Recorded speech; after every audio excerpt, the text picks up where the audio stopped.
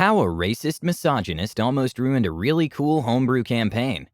Hi everyone, All Things D&D is back with another story. Leave it to the racists to try to ruin D&D for everyone else. Maybe they're attracted to D&D because of the dragons and wizards overlap. Enjoy this story of a bitter person revealing their true self. Okay, so a bit of background. I love D&D, but don't really play on the regular. Mostly because of my bad luck with dice rolls. I know that luck doesn't pick sides, but when you spend a week on a character that you're super invested in, only to miss an attack roll, a dex check, and a death save in a row, and be turned into chunky salsa just 2 hours into a 4-hour session, it's incredibly demoralizing. And this happens to me all the time. My friend at the time, who's more like a brother to me now, really wanted me to join his table again. I told him how I just didn't feel like putting so much effort into something that really upsets me, even if the table, group, and RP were really good. So he told me that he was building a new homebrew campaign and a custom system specifically for people like me. Falling in line with this new system that was more action and roleplay focused rather than class or statistics focused, he said the campaign was a multiversal event where our characters were summoned by some random omnipotent being, ROB, and had to fight the champions of evil, all of which were DM NPCs, to preserve the peace of reality. And as a result, we could RP whatever we wanted, any kind of character or class from any piece of fiction, or even make up your own. Enemies would also be picked by the DM across various media, and given whatever stats seemed fair and necessary. Again, this system was primarily built for fun, not for the challenge. Now, I wanted to be a Jedi, but was nervous because if you read Star Wars novels, Jedi can get ridiculously overpowered. He told me it was fine, and that if I wanted, I could just restrict my powers to whatever Force abilities are shown in the films. This way, if someone complains or is curious about it, we could just show them since the films are the most accessible form of media for Star Wars. The system was not only tailored for RP-heavy people who struggled with the complexity of D&D rules, or with terrible dice rolls like yours truly, but also to introduce friends to new fiction that they wouldn't otherwise have known about. Now, with all that said, the window for failure was so low, and the campaign was so unconventional that I debated whether or not it even counted as D&D, but it was too awesome to pass up. To preserve fairness and avoid ridiculous power imbalance even further, he said that on your character sheet you must list every ability or power your character has access to, max 10, and also introduced the stat equalization rule. So, if you wanted to be a space marine from 40k, you can. Your bolter just won't move at hypersonic speeds, and you don't have nanosecond reaction times. If you want to be a Super Saiyan from Dragon Ball Z, you can. You'll just be destroying giant boulders with your energy attacks, rather than planets. Session 0. This story took place about 3 years ago, and we're all early to mid-20s. I went to Jay's house, and there were 6 of us in total. Names have been changed, blah blah blah. Myself, 20s, a Jedi Knight that was just traveling the galaxy, named Za'an Tythos. My friend Jay, the DM. Millie, a girl who went to our college. Played a homebrew orc girl from a Wakanda-esque planet, where orcs are the dominant species. Dope magitech and all. Named Kali. Tyler, a fit guy that my buddy knew from work. Playing a Jonin ninja from Naruto's village, hidden in the clouds. Specializing in lightning and genjutsu. Named Koga. Allison, Tyler's girlfriend. Playing a succubi character, in the vein of Morrigan from Darkstalkers, who allowed herself to be summoned because her homeworld was too boring. Named simply Love. And Max. Oh god, Max. A homebrew technopath who calls himself a no-sapien from a post-apocalyptic world where humans must purify themselves in order to survive under the planet's harsh conditions. Named Terrell. He went into exuberant detail on his character's backstory, the mechanics of his powers, and how he has a bigger role in all this than the rest of us. It doesn't quite feel like main character syndrome, but it felt condescending nonetheless. He was the only real homebrew since Kali was at her core a run-of-the-mill orc, who had vibranium weapons essentially. So we begin introducing ourselves and our characters, backstory, etc. Max almost immediately seemed dismissive, and not at all interested in what the others were saying. He openly called Tyler's character Koga the weeb one, and Allison's character Love delicious. Like, dude, talk about lacking self-awareness. Also, we're playing D&D. You're not standing on much of a high ground over weebs, man. When it was Max's turn, he took a solid 30 minutes. We were all listening politely, but had to occasionally nudge him to speed it up. He would simply grimace and say, "I'm almost done." Takes 10 more minutes.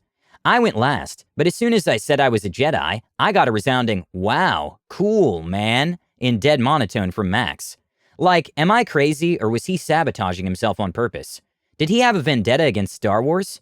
I thought nothing of it and we moved along. Session 1. When we finally start, we're told by Rob that we have to split up into 2 teams. One team of 2 to go find a talisman on another planet, and the other team of 3 to go battle the first champion of evil. Za'an opted to go with Kali to a rural jungle planet. All goes well, and we have interesting banter along the way. Now, I knew Millie beforehand, and she's a nice person, so our characters' chemistry just clicked. Eventually, we have our first fight with a Blitz demon from Devil May Cry, and because Jedi aren't too physically imposing, at least in the films, I thought it'd be fair to give Za'an a 1 in all physical stats, but could amp with the Force to make it a 2. This would count as my Adeptness modifier. I was thrown down, and Kali smashed said monster aside, thanks to her natural 3 in strength.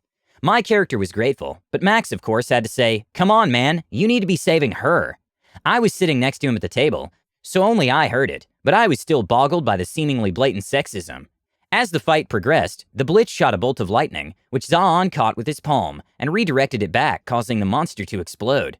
What? Jedi can't do that! We were kind of taken aback for a moment when Tyler spoke up before I did. Yeah, they can. I wasn't sure if I was more surprised by Tyler leaping to my defense, and with evidence, or Max's brazen, confident ignorance. Either way, Max just sort of slumped into his chair with a huff. Okay then. Za'an and Kali find the talisman, and gain a little more respect for each other after the battle. I could see that my buddy DM was setting up a romance between them, and Millie and I dug it, so it was cool. We swap over to the other party afterward, and they battle a character named August from Azura's Wrath. I didn't play the game, but oh boy, am I thankful for that stat equalization rule. During the fight, Tyler and Allison do awesome combo attacks, like using Koga's lightning to amplify Love's magic missiles. It was cool to see the characters act in sync with one another. Meanwhile, Max's character Terrell just went the hit the thing till it dies route. I couldn't help but feel ticked off. This whole system is specifically built so you can let your imagination run wild with little concern for things like permadeath. So why are you wasting it on a bland approach to combat? And he was a technopath. Use technopathy! Nope, just super strength punches and kicks. The battle was won, and we called it a session. After that, I talked to my buddy and asked if Max was always this abrasive. He told me that Max actually rarely plays, and he never said why. Regardless, I didn't like his attitude, and it made the other players uncomfortable as well. Session 2. So, before we picked up from our last session, I had exchanged texts with Millie, telling me that she was sorry if Max was giving me a hard time. He's not normally like that, and he might just be going through something. I didn't like his behavior, but I understood. I'd been there before. So, I let bygones be bygones, and looked forward to the next session. In all honesty, Max wasn't the stereotypical that guy. He was actually well-groomed, clean, and even though I complained about his character's overly long backstory, the story he gave was still quite interesting. It's just the small things that were getting to me. As we start Session 2, Kali and Za'an are the ones who have to fight the next evil champion. We traveled to a junk waste planet and engaged with a polymorph that I don't think was from any series in particular. What was cool was what it did. Koga, Love, Terrell, hand me your sheets, the DM said. Tyler realized right away and said, "Oh, it's on now." "Oh, so this is the PvP," said Allie. Max, "Why?" Facepalm. "It's a polymorph. It's gonna copy your characters and make us fight them," I said. "Well, that's kinda dumb. Why couldn't it have been something more interesting?" Max complained. I could tell my friend Jay was somewhat hurt by this. It's a really cool idea to see how our characters' abilities interact on the offensive, whilst not forcing actual PvP, and Max is just sitting here belittling the whole thing. "Well, I think it's dope," Tyler interjected, as the rest of us lauded Jay's idea. Max just sulked. Again, he turned over his sheet to Jay. The fight starts and it's pretty rad. Kali struggles against Love's tendrils, only to fold them over and use them to throw the morph into a cliffside. The creature morphs again into Koga, and uses shadow clones, only for Za'an to detect the real one via force sense, and skewer the creature with his lightsaber. It screeches, before turning into Terrell, and begins summoning giant hordes of junk and scrap metal. It began to fold around him into a scrappy 30-foot-tall junk mecha. "It can't do that," Max said. "What?" "I haven't used that ability yet, so there's no way it could copy it," he said with just a ridiculous amount of cockiness, like he was outsmarting the system. "Well, it is a magic polymorph, so it can. It's not a big deal," the DM said. "Whatever you say, boss. I'm just not into it when DMs cheat, okay? The lion, the witch, and the audacity of this bitch." Tyler again comes to the defense. Dude, that's not cool. We're just having fun. Why are you getting so mad about it? Max just shrugged, saying something about how he didn't think it was fair. Okay, so at first he thought it was a weak boss. Now he criticizes it for its level of power? Whatever. The fight concludes with Zahn being thrown like a basketball by Kali's super strength, slicing the behemoth in two, ending the fight. Kali is worried about Zahn, who is injured, and they take shelter in a cove. Once there, they converse some more about life, the Force, her orc religion, their overlap, and love. Max was relatively silent this time around, checking his phone, laughing occasionally at a gif or something. Huh, classy. We turn over to the party of three, and they needed to retrieve another talisman that was in the possession of the next champion, a necromancer in another dimension. On their way, they decide to rest on an asteroid and start a camp, and at some point, Terrell smacks Love's ass as she's walking away, saying, "There's more where that came from, sweetie pie." Now, he's in character here, but that didn't make it any less weird, especially considering that Allie and Tyler were together IRL. Just add that to the pile of just WTF Max moments. They encounter the champion, who summons a space dragon with a talisman lodged in between its teeth. It was a pretty standard affair, but there were several moments when Love either gets hurt, close to Terrell, or lands a hit when we're told by Max that Terrell would exclaim, "Don't worry, babe, I got this," or "I ogled her curvy body, giving me immense motivation," and other things to that effect. Again, classy. Boss is dead, MacGuffin retrieved, session 2 over. We made a separate group chat, without Max in it. We had to do something.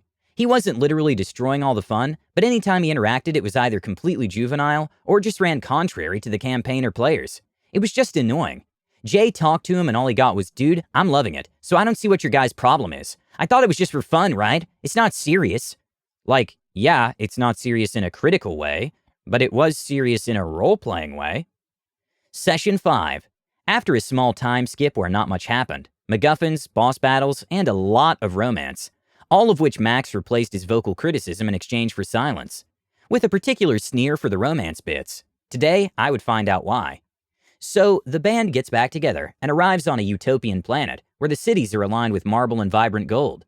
At a certain point, we all choose to turn in for the night, to rest up for the final battle tomorrow. In the dead of night, Kali comes to Zahn's room to confess her forbidden feelings, since it was somewhat against both their cultures to be with someone. For the orc culture, it was customary to wed another orc, and Jedi aren't supposed to marry, period. They have a heart-to-heart and make love. It was tasteful, you know? No exaggerated descriptions of sex, just the dialogue of two people who love each other. They disrobe and the scene just fades out. Before anything happened next, Max immediately spat out, "Oh, what the hell is this?" We all just looked at him. "What was what?" I asked curiously. "This crap, this whole interspecies thing. You know, dude, I'm out." He gathered his things and left. We were all dumbfounded. What just happened? Now, I never noticed this until just then, because it didn't really matter to me, but all of us at the table were white, and Millie's orc was the only non-white character. We ended the session early to gather ourselves after the outburst. It was just so surreal that we didn't know how to react. Later, we received a crap ton of texts in the group chat saying how we were race traitors, and much worse things. So as it turns out, he didn't have some underlying problems going on to explain why he rarely played. He just didn't want to play with some of our other friends who were of color. He didn't dislike romance, he hated race mixing. Oh, wow. He was quickly kicked out officially from the game, our friend group and the like. We would later finish the campaign and it was super fun. I still talk to them, and we play regularly on Discord. Tyler and Allie are engaged, and Millie is still going to college. So remember kids, don't be racist. Don't be misogynistic. It's bad for your health. Sounds like a sad and jealous person. Kind of ironic that hate was Max's issue when playing with a Jedi. Wouldn't that mean he's on the dark side? Don't be racist. Please let us know what you think and comment below. Don't forget to subscribe to our channel, All Things D&D. Our videos are posted every Tuesday and Friday, so stay tuned for more amazing Dungeons & Dragons content.